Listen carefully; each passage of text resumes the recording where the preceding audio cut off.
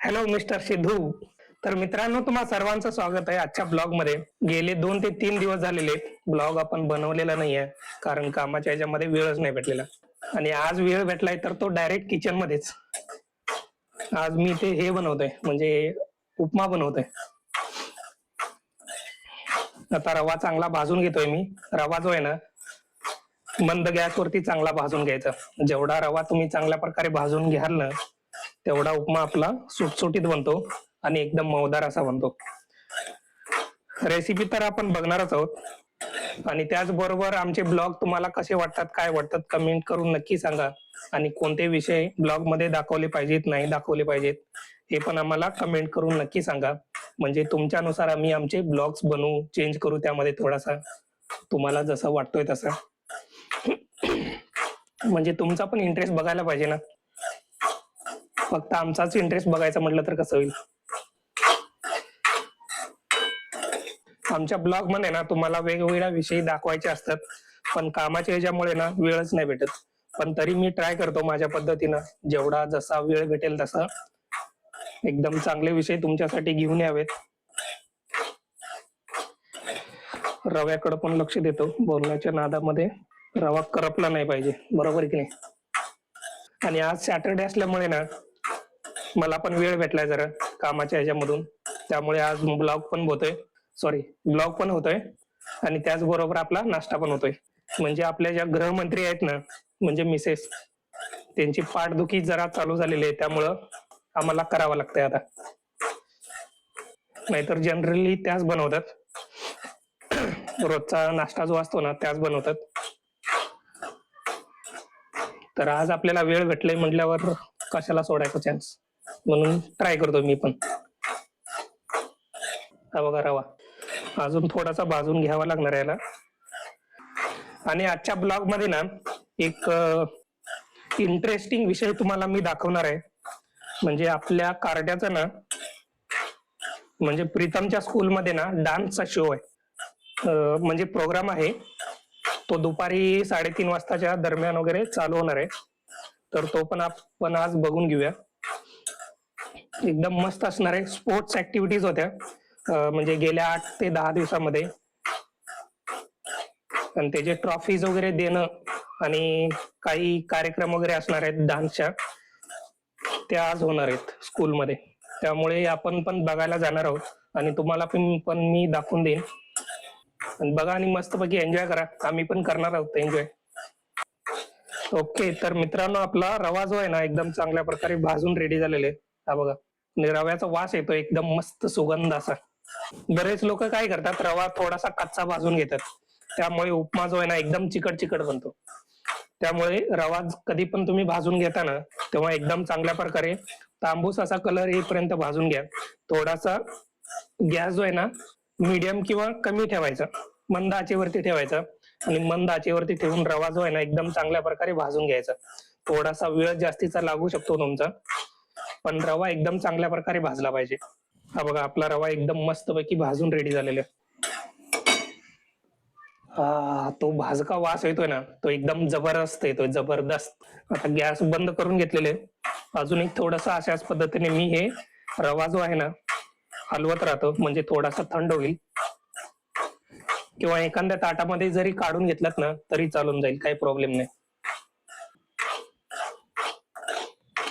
आता आपण उपमा याच कढईमध्ये करणार आहोत ना, त्यामुळे रवा जो आहे एका ताटामध्ये मी काढून घेतो.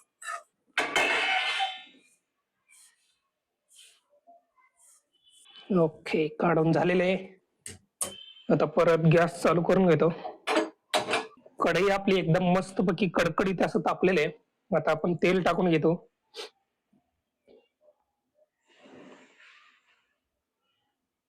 4-5 चमचे तेल यामध्ये टाकून घेतलेले, आणि तेल चांगलं गरम करून घेतो. तेल तापले की नाही चेक करतोय. म्हणजे मोहरी वगैरे जी आहे ना एकदम तडतडली पाहिजे अशी. जेव्हा मोहरी तेलामध्ये तडतडते ना, तेव्हा मोहरीचा सुवास एकदम मस्त सुटतो आणि उपमा ना एकदम टेस्टी असा बनतो. आणि त्याचबरोबर यामध्ये काही टिप्स आणि ट्रिक्स तुम्हाला सांगतो. म्हणजे मसाले यामध्ये थोडेसे जास्तीचे टाकून घ्यायचे. नॉर्मली आपण काय करतो, जिरा मोहरी वगैरे टाकूनच घेतो. आणि त्याचबरोबर एक सिक्रेट मसाला आहे आपला, ते पण बघूया. आणि तो टाकल्यामुळे ना एकदम मस्त बनतो, एकदम टेस्टी असा बनतो आपला उपमा. ते पण सांगतो तुम्हाला. तेल तापलेले, आता जिरे टाकून घेतो यामध्ये. हा हा, मस्त तापलेले तेल. आता यामध्ये मोहरी,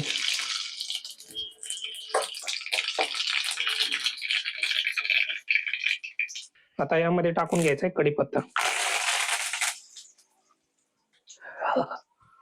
कढीपत्ता टाकत असताना ना काळजी घ्यायची. आता यामध्ये टाकला मिरची, टाकली हिरवी मिरची. आता यामध्ये टाकून घेतो कांदा.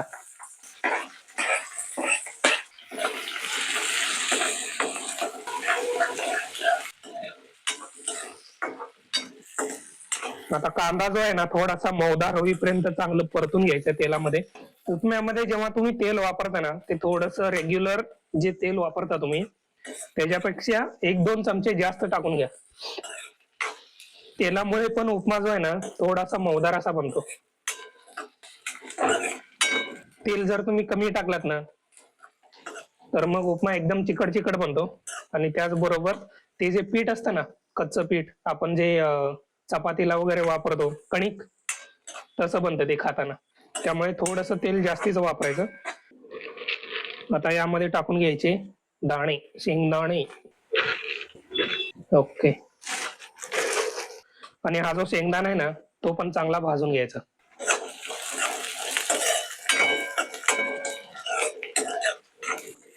मी टाकलेत कच्चे शेंगदाणे, काही लोक भाजके शेंगदाणे पण टाकतात.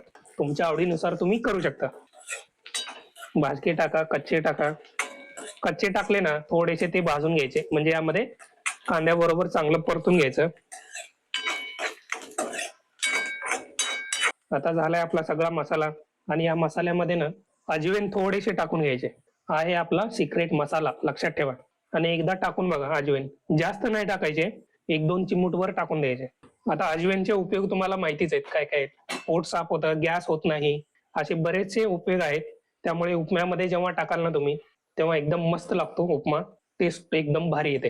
आता पाणी टाकून घेतो यामध्ये.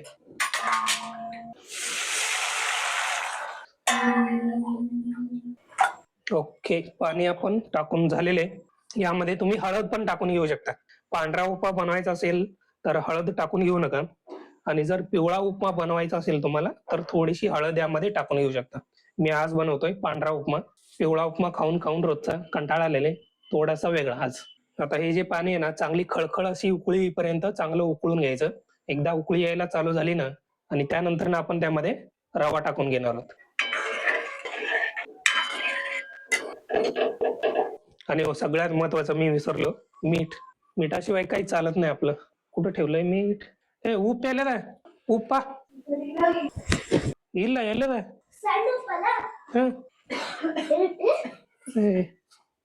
इथंच आहे. मगाशी मीच दात घासायला घेतला होता आणि तिथं ठेवलं, बघितलंच नाही.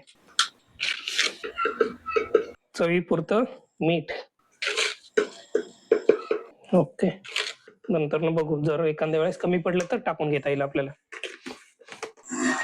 पण सगळ्यात आधी काय करायचं, कमीच टाकून घ्यायचं, जास्त नाही टाकून घ्यायचं. जास्त टाकलं तर काढणार कसं ना, त्यामधून काढता नाही येणार आपल्याला. त्यामुळे कमीच टाकायचं. नंतर गरज पडलं तर तुम्ही वरून टाकून घेऊ शकता. आता मी वाट बघतोय उकळी यायची. तर हे बघा मित्रांनो, उकळी यायला चालू झालेले. आता आपण यामध्ये ना रवा टाकून घेऊ, मगाशी आपण जो भाजून घेतला. एका हातात पळी घ्यायची म्हणजे चमचा, असं फिरवत राहायचं आणि दुसऱ्या हाताने रवा टाकत राहायचा. त्यामुळे गाठी नाही बनत रव्यामध्ये. आणि गॅस जो आहे ना मोठाच ठेवायचा, म्हणजे पाणी उकळत राहिलं पाहिजे.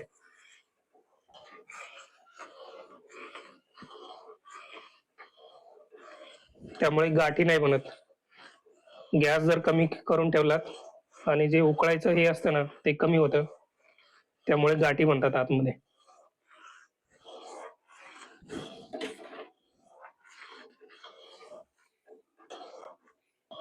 आता गॅस मी थोडासा कमी करून घेतो, कारण बाहेर उसळी मारायची शक्यता असते.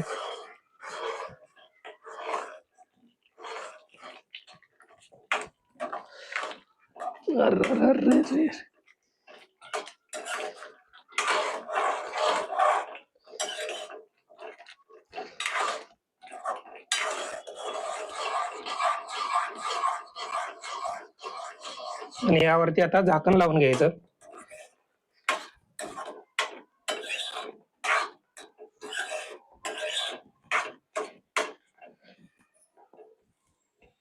तर हा बघा आपला जो उपमा आहे ना, रवा टाकून चांगल्या प्रकारे मी मिक्स करून घेतलेले.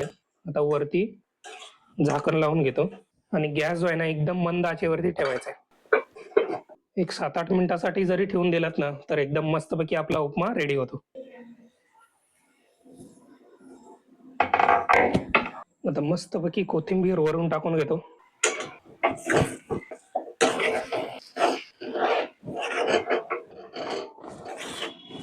मस्त झालेले, मस्त मऊदार असा झालेले आणि सुटसुटीत असा झालेले. आणि यामध्ये अजवाईन टाकलेत ना त्याचा पण जो वास येतो एकदम मस्त येतो. गॅस बंद करून घेतलेले. अजून एक 2 मिनिटासाठी फक्त वाफवायला ठेवून देतो. त्यानंतर ना आपला उपमा रेडी, एकदम मस्तपैकी खायला. असे तुमच्याकडे जर काही टिप्स आणि ट्रिक्स असतील उपमासाठी किंवा बाकीच्या रेसिपीजसाठी मला कमेंट करून नक्की सांगा. म्हणजे माझ्या रेसिपीज मध्ये ते नक्की वापरेन आणि ते जे क्रेडिट असेल ना ते नक्कीच तुम्हाला असेल. तर नक्की शेअर करत राहा तुमचे काही टिप्स आणि ट्रिक्स रेसिपीसाठी. ओके, मी पण तुमच्या बरोबर नक्की शेअर करत राहीन. प्रत्येक ब्लॉग मध्ये रेसिपीज मध्ये तरी असतातच असतात. चॅनलला जाऊन तुम्ही बघा, चेक करा. आणि टिप्स आणि ट्रिक्स साठी ना एक वेगळा सेक्शन पण केलेले, त्यामध्ये जाऊन तुम्ही प्रत्येक रेसिपीचे टिप्स आणि ट्रिक्स नक्की बघू शकता. आपल्या चॅनलचं नाव आहे स्वाद सम्राट. आता सगळ्यात शेवटी लिंबू चटपटीत असं. बिया बघतोय आहेत का त्यामध्ये, पडल्या तर नंतर काढता पण येणार नाही आपल्याला. हा एक अजून. आणि लिंबाच्या ज्या बिया असतात ना एवढ्या कडू लागतात ना, म्हणजे अख्खा घास तोंडातून काढावा असं वाटतो, एवढा कडू लागतो. ओके,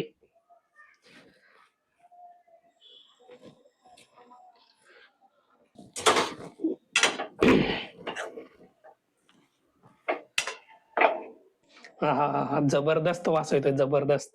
तर हा बघा मित्रांनो, खोटं नाही बोलत, एकदम मस्त झालेले. झालंय की नाही मऊदार असं. हो, आम्ही उगाच नाही बोलत, होतंय म्हणून बोलतोय. हे बघा मऊदार असं झालेलं, एकदम मऊदार असा आणि सुटसुटीत असा झालेले. हे बघा अजून गरम आहे म्हणून ते जास्त चिकट असं वाटत असेल तुम्हाला. थोडासा जर थंड झाला ना तर एकदम मस्त बनतो. तर मित्रांनो या नाश्त्याला मस्तपैकी उपमा बनवलाय, उपमा. तर मित्रांनो आता मी चाललोय प्रीतमला सोडायला ग्राउंड वरती. ग्राउंड मध्ये ना प्रीतमच्या स्कूलचा प्रोग्राम आहे डान्सचा, तर त्याला मी तिथं सोडायला चाललोय. तर हा बघा प्रीतम ड्रेस वगैरे घालून रेडी झालेले. तर गाणं कुठलं आहे रे? Flag ocean. कुठलं? Flag ocean. ओके, तर डान्स कर बघूया जरा. का? अरे कर. तर डान्स असणार आहे सरप्राईज. ओके, गेल्यानंतर तुम्हाला तिथला जो प्रोग्राम आहे सगळा व्हिडिओ मध्ये तुम्हाला दाखवतो आणि त्यानंतर ना तुम्हाला पण समजून जाईल. ओके, आता मी त्याला सोडून येतो.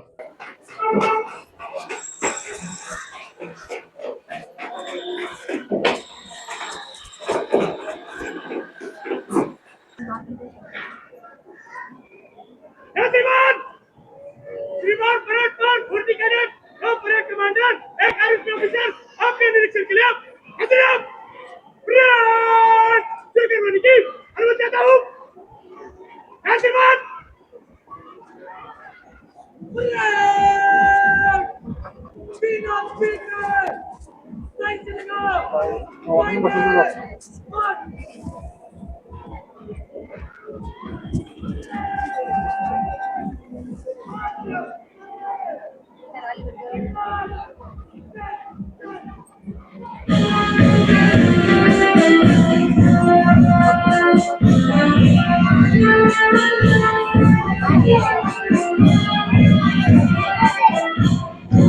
CDR आमच्या होता एनसीसी कॅडेट आता खेळत आहे.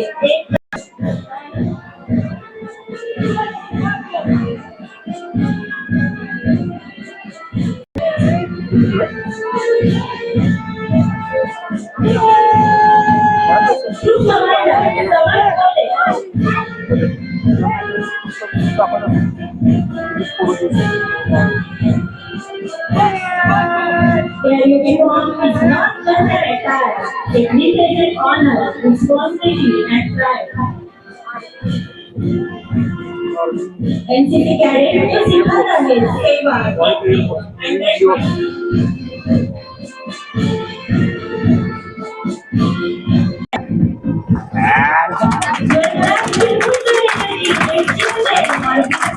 डंबेल्स आहे ना ते? हा. हेच अट्रॅक्शन आहे.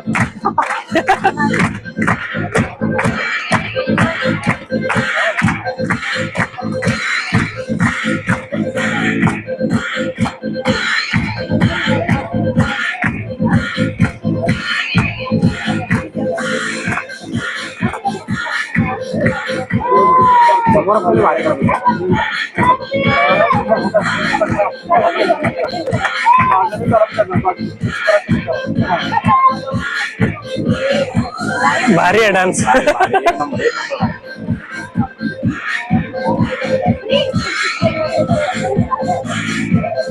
ते आपल्या शाळेमध्ये हे करायचं ना, ते काय ते डंबेलचा कवायत कवायत.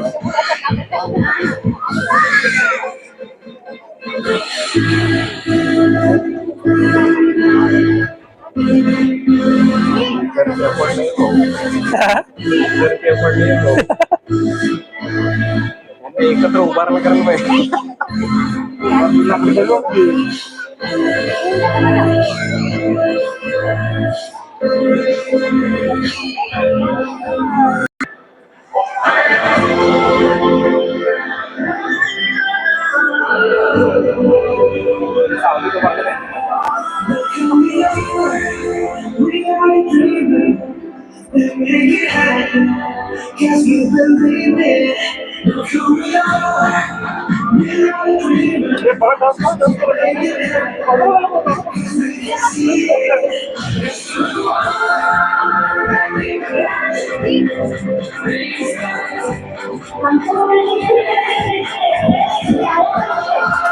आयडिया भारी केली ना त्यांनी, असे वेगवेगळे हे करून आयडिया डान्स.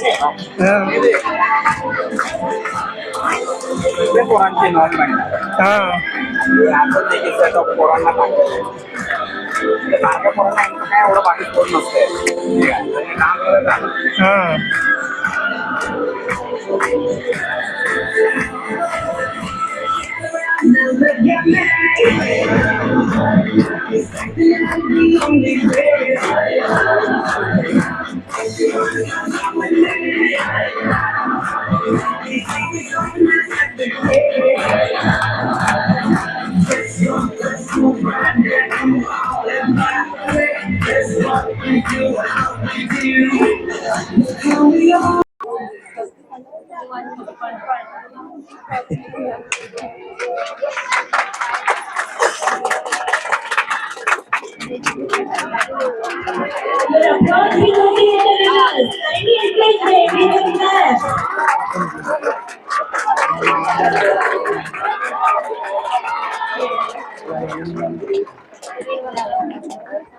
Red house. कुठली रेड हाऊस जिंकली ना? Now it's time to take up for incredible girls as they gear up for the girls. First day.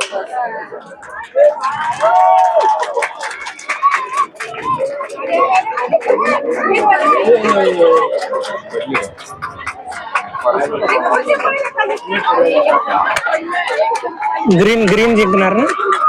हा, ग्रीन जिंकली. They don't just run the race, they pull the जोश बघा जोश.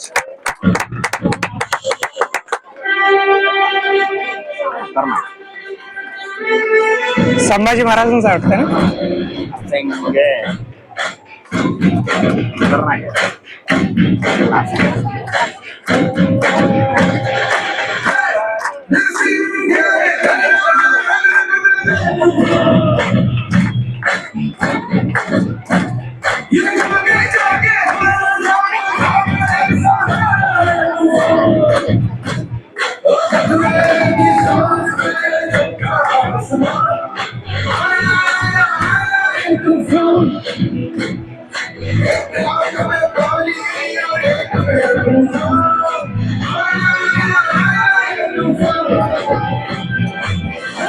आणि ते प्रत्येक वर्षी ना यांचा एक कोरिओग्राफर असतो. तो कोरिओग्राफर पहिली ते चौथी पोरांना सगळे टीचर्स बोलतात. हा, त्याच्या पुढे सगळे कोरिओग्राफर.